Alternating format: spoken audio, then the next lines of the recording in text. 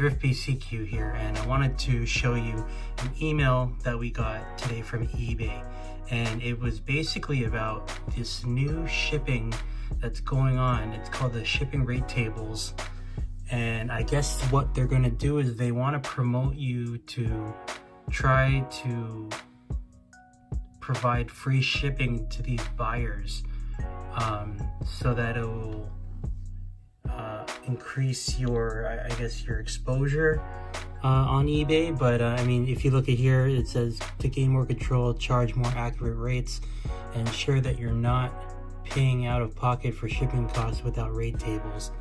So I guess this is for mainly people that don't charge the buyer shipping, because I mean, that's something I generally do. If they really wanted the item, I'm assuming they would want to just pay for the shipping, as long as it's within reason. But I can see the benefit of having free shipping, because I would think more people would lean towards wanting to buy an item with free shipping.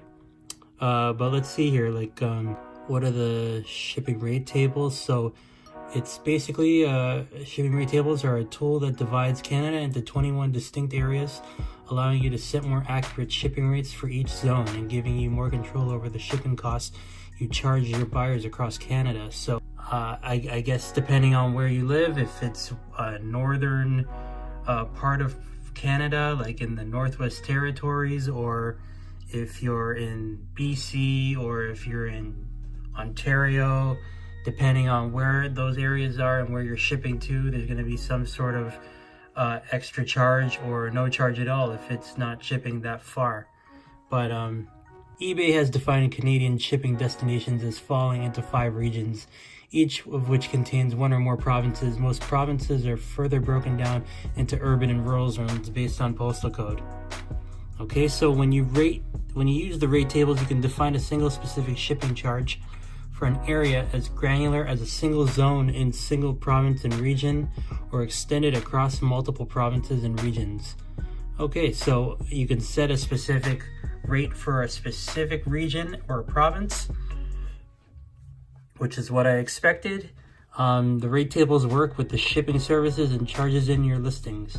Once you've configured your rate tables, your buyers will automatically see shipping rates based on their location within Canada.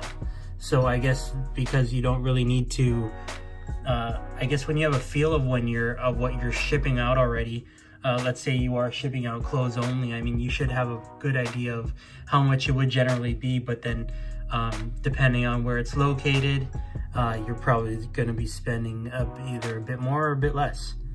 I'm thinking you're going to have to go to like verify these things too, and like, I mean, if you haven't done it in a while, you probably need to just verify the rates within Canada Post. But I mean, obviously, if you've been doing this for a while, you'll probably get the gist of roughly how much each individual province is based on all your sales.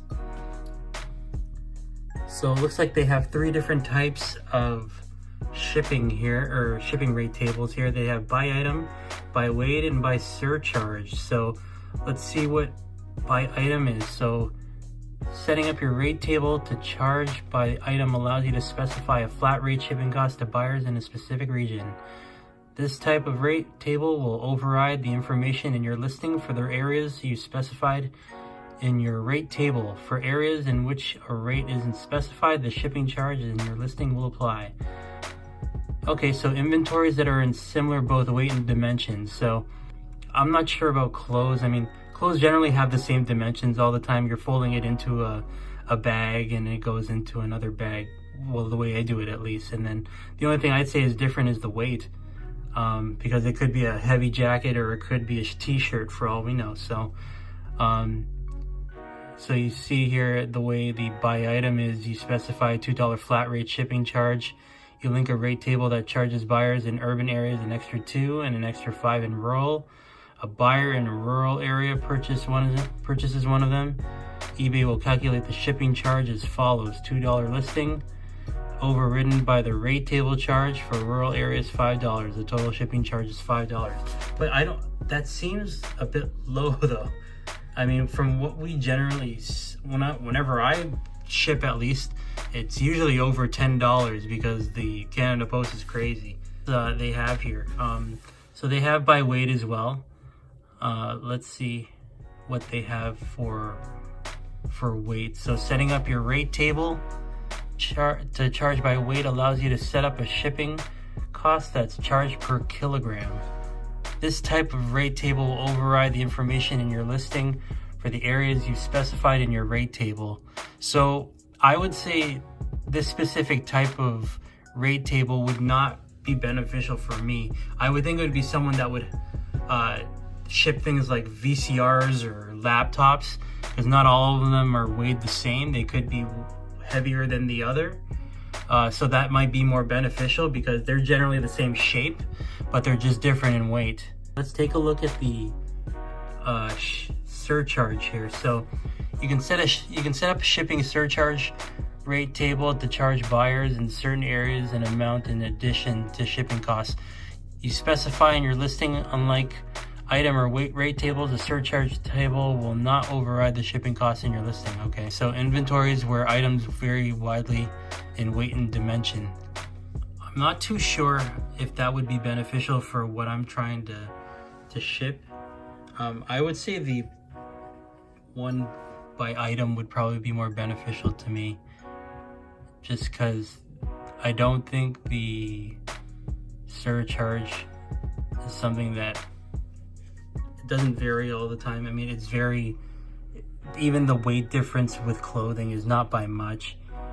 So I don't think that would be the right one for me. I might likely get the by item rate table, but again, this is more for if you don't plan on, I guess if you don't plan on charging the buyer the shipping and trying to take on, I guess, more free shipping, but including the amount within the actual listing price.